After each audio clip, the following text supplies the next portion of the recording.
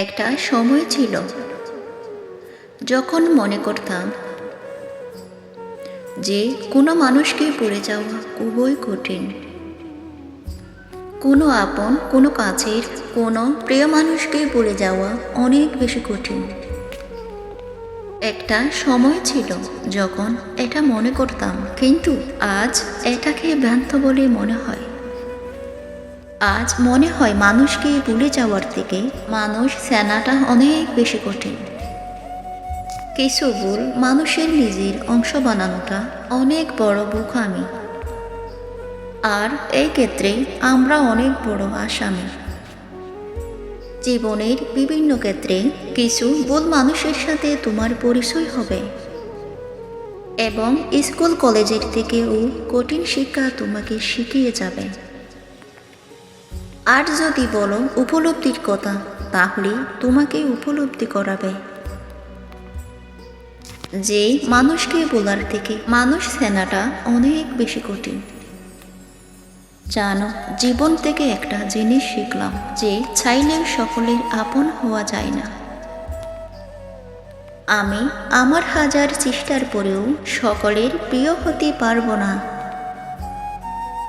এই পৃথিবীবাসী সৃষ্টিকর্তাকে নিয়ে অভিযোগ করে, আর আমরা তো মানুষ।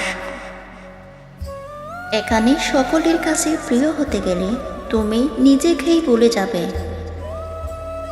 এবং নিজেকে ভুলে যাওয়া অনেক বড় অন্যায়। জানো, কোনো মানুষের মধ্যে কোন জিনিসগুলো থাকলে তাকে ভালো মানুষ বলে গণ্য করা যায়?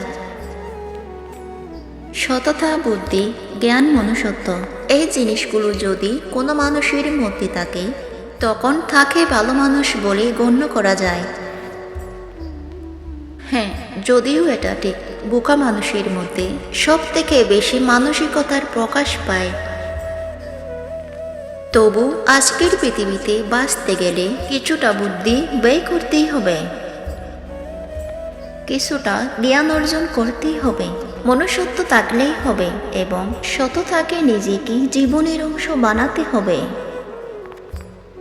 কিন্তু দুটি জিনিস আছে যে এই সমস্ত কিছুকে নষ্ট করে দেয়।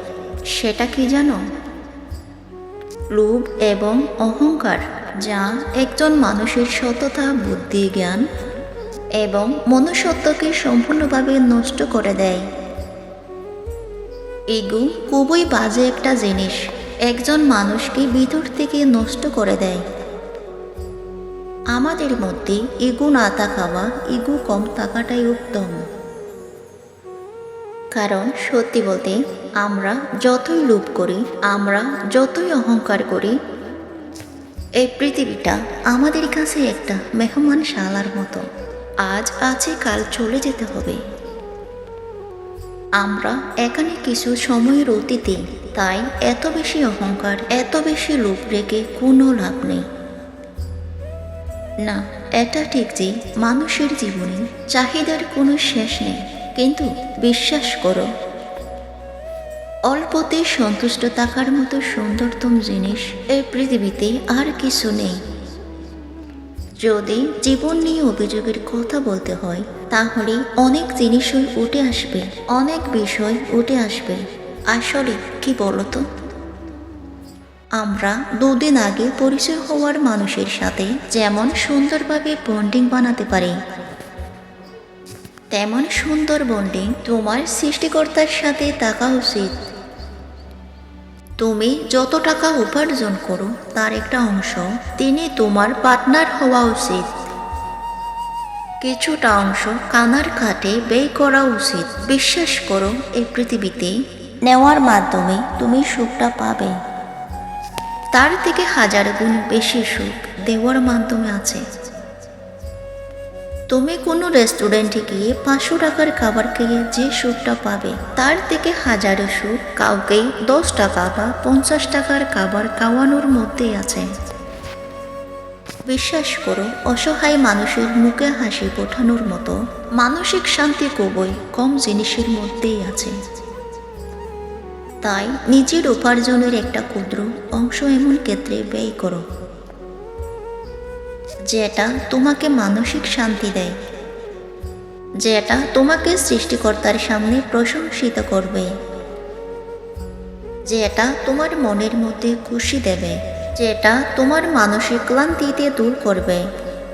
বাকি সব ফলো করুন, আমি স্মার্ট করে তুলব ইনশাআল্লাহ।